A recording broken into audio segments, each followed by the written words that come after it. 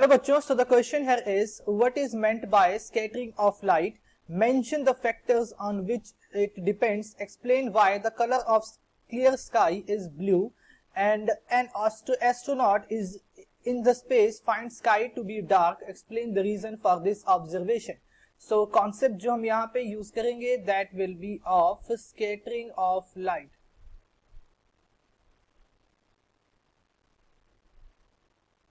तो scattering of light है क्या? देखो, लाइट का किसी पार्टिकल पे पड़ के उसका अलग अलग डायरेक्शंस में स्प्लिट हो जाना, that is known as scattering of light. Okay, so splitting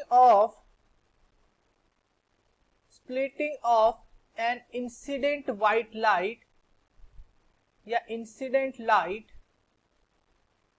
into different directions is known as scattering of light. Scattering of light उसे हम बोलते हैं scattering of light. अब दूसरा हमने बताना है कि ये किन फैक्टर्स पे डिपेंड करता है. तो देखो, पहला जो इसके लिए फैक्टर है दैट इज कि मीडियम प्रेजेंट होना चाहिए. There must be some medium. Okay, there must be some medium present for scattering. ठीक है.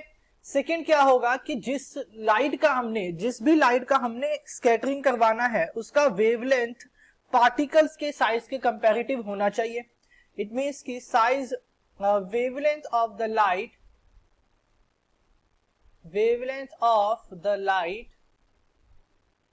should be comparative to the size of particle के साइज के कंपैरेटिव होना चाहिए उसका वेवलेंथ. तो ये दो मेजर यहाँ पे फैक्टर्स हैं हमारे पास जिनके ऊपर स्कैटरिंग डिपेंड करती है. नेक्स्ट उसने पूछा कि क्लियर स्काई हमें ब्लू अपीयर क्यों होता है.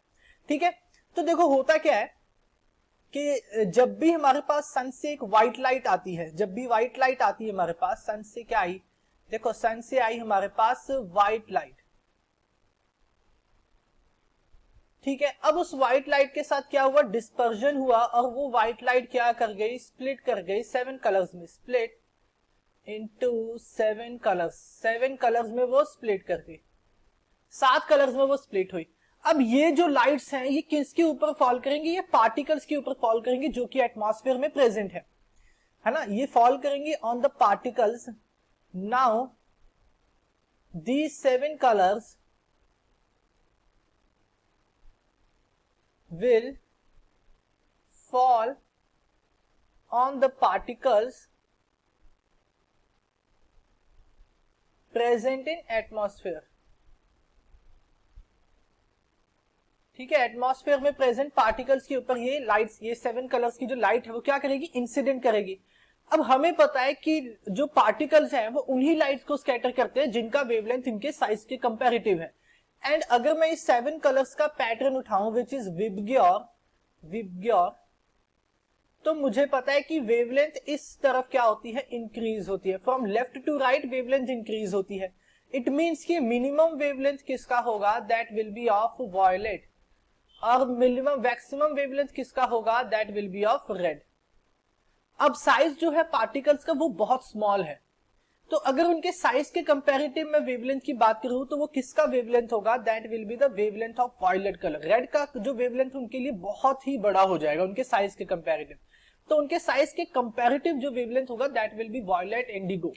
तो इसीलिए जो मैक्सिमम स्कैटरिंग होती है, maximum scattering is of violet color. जो मैक्सिमम स्कैटरिंग होती है वो वायलेट कलर की होती है, जिस वजह से सन हमें कैसा, जो स्काई है हमें वो ब्लू अपीयर होता है. Sky appears blue.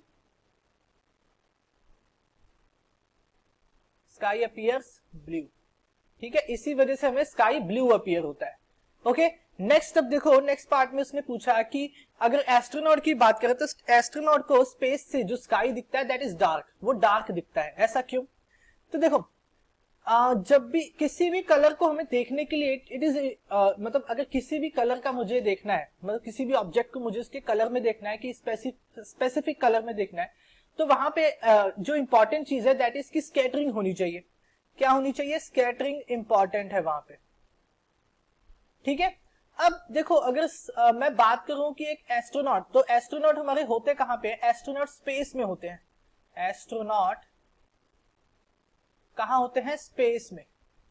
And space में हमारे पास एटमॉस्फेयर जो है वो एब्सेंट होता है, एटमॉस्फेयर एब्सेंट होता है, ठीक है। एटमॉस्फेयर एब्सेंट होने की वजह से कोई स्कैटरिंग नहीं होती, इसीलिए स्काई कैसा अपीयर होता है? डार्क होता है। इट मींस कि नो स्कैटरिंग, एटमॉस्फेयर नहीं है तो पार्टिकल्स नहीं होंगे, पार्टिकल्स नहीं तो कोई स्कैटरिंग नहीं, and hence dark appearance of sky, इसीलिए स्काई डार्क अपीयर होता है। ओके, तो ये आंसर होगा हमारा। I hope you understand it well. Thank you.